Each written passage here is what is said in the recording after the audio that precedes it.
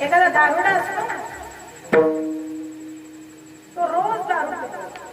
आता बरेच जण पीत पण असते, आपापल्या पैशाची पित आहे. माझी पीत, त्याच्यामुळे मी ते वाईट नाही म्हणणार. पण तो जो पिणारा असतो ना, त्याचं काय होतं माहितीये का, तो एक दिवस ठरवतो आज दारू प्यायची. कारण घरात बायको रोज काय करते, रोज भांडते, म्हणून तो ठरवतो दारू प्यायची. कुठे ठरवतो, कंपनीत कामाला असतो तिथे ठरवतो. मग संध्याकाळी सुट्टी होते, मग सुट्टी होऊन घरी जाताना दोन मन असतात, एक निगेटिव्ह एक पॉझिटिव्ह. ते निगेटिव्ह मन म्हणतं का नाही प्यायची, रोज पितो, का नाही प्यायची, रोज पितो.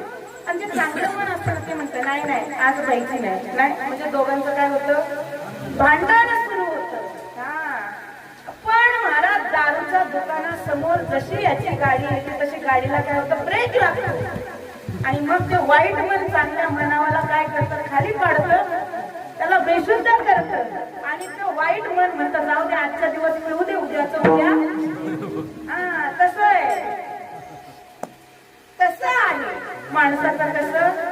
म्हणून आपण दारूच्या दुकानाकडे कसं लवकर वळतो, तसं आपण नास्तिकतेकडे लवकर वळतो, है की नाही. बरेच जण तुम्ही देवीच्या उद्यापनाला जरी आलात, कुलदेवतेच्या पूजेला जरी आलात, तरी तुमच्या मनामध्ये काय आहे, कोण म्हणतं म्हणून ते आई बापाले म्हणून आपण यायचं पुढचं पुढं. हे करतायत ना, हे एकदा कसं की नंतर कोण करणार आहे.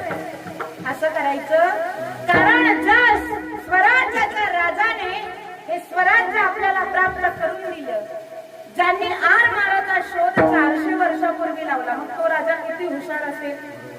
पण त्या राजाने सुद्धा काय केलं, आधी साकडं कुणाला घातलं, आई भवानी तुझ्या कृपेने तारसी भक्ताला, अगाध